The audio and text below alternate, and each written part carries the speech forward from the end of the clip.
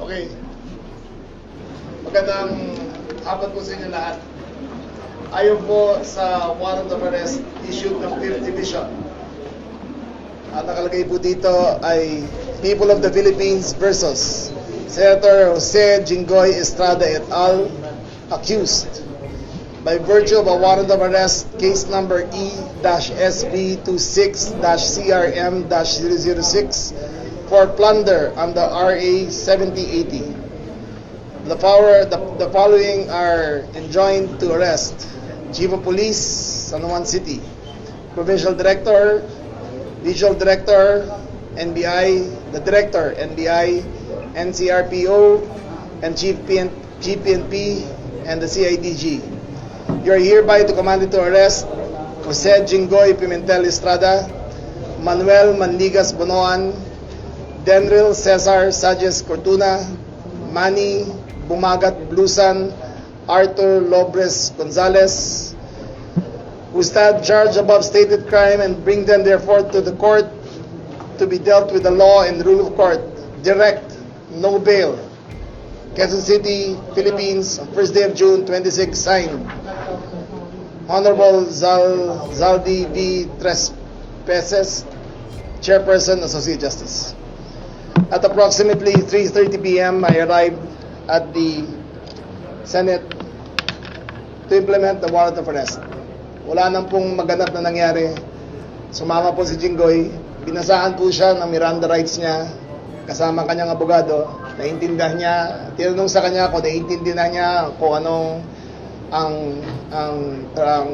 charges laban sa kanya. Sabi niya naintindihan niya. Papaya pa siyang sumama dito sa CIDG, pinrocessed and arrested. Currently, 4 of the 5 2 are already in the Sandigan Bayan, 2 are on their way to the Sandigan Bayan on the 5th Division. Secretary Bonoan is on his way to the hospital because his hypertension was listed at 192/100. He will be kept there for an indeterminate amount of time before he stabilizes, and when the doctor says that he is fit to stand trial, then he will be brought to the Sandigan Bayan. Meanwhile, full security po siya, hindi po siya makakalabas at restricted access papunta sa kanya. Senator Jinggoy cooperated fully together with the other accused. They were found to be in good health and are now on their way to face the courts. Questions? Sir, nakunan kayo ni Sen. SP Alan Cayetano na parang medyo nagtatalo pa kayo. Was he requesting for you not to arrest him? No. The question was whether yung separation of the executive and the judiciary and the legislative. Sabi niya, even at the time of Salonga, he protected Enrile. Ang sabi ko sa kanya, in a not very calm voice kasi umakit na, "Sir, I'm sorry, you lost that privilege when Bato escaped." Okay, next. So ano ibig sabihin? Wala So, na, yes. you honor yung ganong separation? We will inform them, we will give them the courtesy, but if there's an arrest to be made, we will make the arrest. So just for clarification, ang tamang term is you went there to arrest him, you served the warrant, so it means he was arrested, or did he surrender? We arrested him. I went there personally together with the CIDG. He was read his Miranda rights, and from there he was brought here to Krami to be processed. How about the 4 others? Did they personally surrender? Secretary Bonoan went here. The one from DPWH, I forgot his name. He was here, so voluntary surrendered. All 4? The 2 others voluntary surrendered to the Sandigan Bayan. Okay. Sir, natataas pa ba si Senator Jinggoy at Umalis na siya as of 5 minutes ago. Papunta na sila sa Sandigan. Ano specifically ang ginawa sa kanya sa booking procedure? Can you just walk There us is through? he started with the fingerprint, then he went through the mugshot, then he went through the medical clearance. Tinapos muna silang tatlo. Nung natapos yung tatlo, dinicide na si Secretary Bonoan was not fit to go to the Sandigan, kaya diniretso po na siya sa hospital. Senator Jinggoy Estrada requested prior to this for a knee replacement surgery. No, Ano pinag-usapan ninyo? it was a concern of his. Pero sabi ko sa kanya, wala akong kapangyarihan dyan. Ang Sandigan Bayan lang ang pwede magsabi kung pwede siya mag-opera o hindi. Sir, si Senate President, bakit sumama hanggang dito? I think to show solidarity with Jinggoy, he said that sasamahan kita pre, and that's his exact words, sasamahan kita. Wala naman siya other request, sir, maliban mo sa nakapag... Wala naman. Sir, si Bunoan, sa hospital po, dito po ba sa... Hindi ko alam eh, sasabi ko kung saan, ano niya, kung saan yung PNPGH, yes. Sa hospital sa hospital ng I think so. PNP? Dito ba ako sa medical? Dito rin. Sir, hospital arrest. Is that considered hospital arrest? Hospital arrest, but he has not been indicted. So, iintayin natin yung indictment niya before he's formally charged. So, he is arrested, but he is not remanded by the court to go to the hospital. It was our decision kasi nga, imminent na yung stroke niya at 192. So, it was our decision na dalhin muna siya ron bago siya i-transport papunta ng Sandigan. Sec, assurance natin na walang special treatment po kay Senator Jinggoy. Wala. Wala talaga. Same as the others who have been co-accused. Depende kung saan sasabihin ng Sandigan. They will be dealt fairly, equally.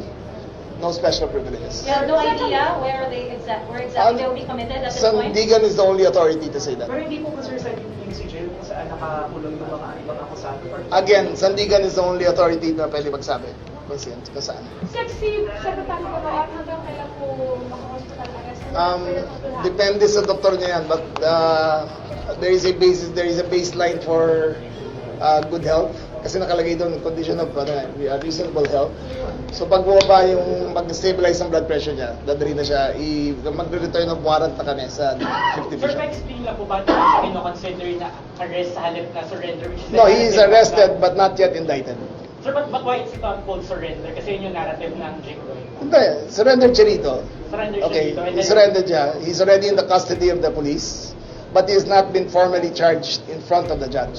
No, but you Sir, arrested him. Sir, was He it- surrendered again. Okay, he surrendered. He was read his rights. Okay, but he is not yet in the custody of the court. He's in the custody of the police. So kasi may process yan, di ba? So, aharap muna siya sa judge, sa Sandigan. Then they will say guilty or not guilty, and then after that the Yes, process. but the fact that you went there personally to serve the warrant Are we is serving the warrant of Are we arrest. talking about Jinggoy or? Yes, Jinggoy. I was talking about Secretary Punoan eh. Di ba? Jinggoy lang sinasabi niya. Okay, you didn't clarify. Before that, we were talking about Secretary Punoan. Okay. When you jumped, you didn't identify it was about I Jinggoy. said Jinggoy, sir. Oh, I'm sorry, I didn't hear. Okay, let's go back. Balik tayo. Yung narrative, syempre, ng Jinggoy ka. Balik tayo. Okay, we arrested him in the Senate. He was read his rights in the Senate. He acknowledged that having understood his rights, before he went to the rostrum, I warned him, sir, anything you say will be used against you. Sabi niya, yes, I understand. Sir, but just to follow up, bakit po siya hindi natin kino-consider yung narrative niya na surrender? Because di ba he held a Well, that's his, conference. makikita niyo naman sa video that he was read his rights in the Senate. Sir, So that technically constitutes an arrest. so sir, it's correct to say na bago po siya humarap sa press con at sinabi niya na nag-surrender siya, He was he's surrendered. already arrested. Yes, Okay. he was read his The rights. reaction niyo doon sa sinasabi na parang atat na atat kayong ihulihin sila, isa-isahin sila. There is no right or wrong here. The actual warrant arrived to my possession at 2:45. At by 3:15, I was in the Senate. There is no right or wrong answer in this. As soon as I got the warrant, I acted on it. Sir, yung konting miscommunication or altercation sa Senate kanina with Senate President, hindi ba natin tinitignan yun, sir, na tanggang obstruction of justice? Hindi naman. He was explaining his side that this never happened before. But my side was that nung nakawala si Bato, you lost that privilege already of having protected custody. Paano niya tinake yun, sir, yung statement mo? We were fine. Magkasama kami rin sa taas. We were talking afterwards and he understood. Sir, ba't niya sinasabi yun? Eh, di ba ang sinabi naman niya talaga from the very beginning, if it's a local court that will issue the arrest warrant, susundin nila.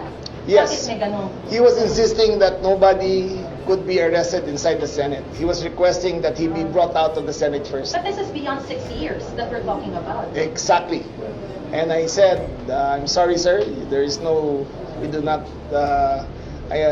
you lost that privilege when Senator Bato escape, we will arrest him now on the spot. Was it only because of the escape of Bato or because there's also a 6-year rule na if it's beyond 6 years?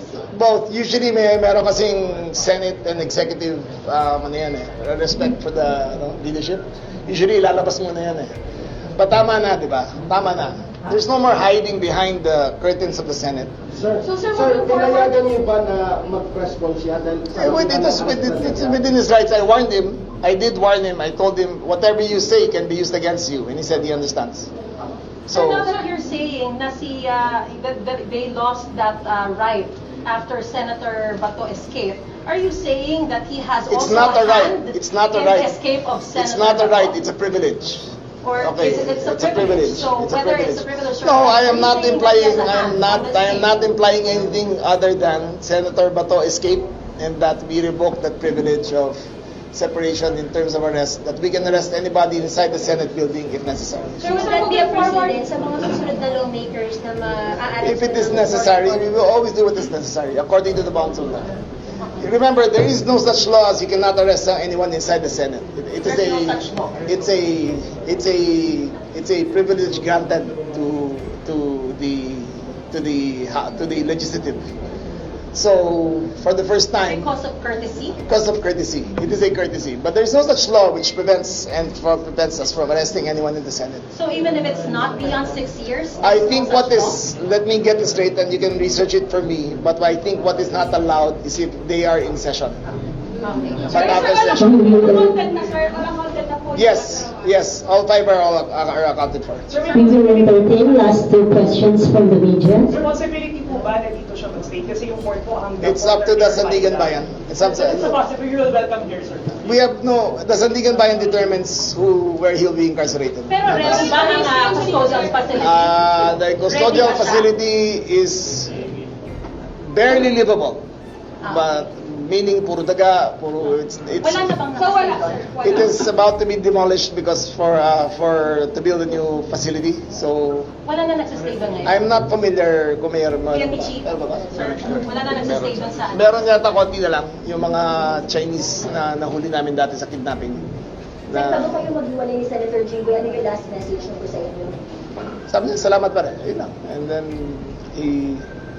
there was a slight altercation between me and the daughter. She gave me the dirty finger and cursed at me. I said, it's okay. I understand you're emotional. Sino pong daughter? I don't know which one. I don't know. But I said it was nothing personal. Naging emotion lahat. Okay, thank you very much. Thank you. Can you Thank you. please Thank you. request for the mug shots? and other No, photos, not yet, please? not yet. Why? We will release it on time. In the process, they took the pictures 5 minutes ago, so we can't release that. Thank you very much. Thank you very much. Sir,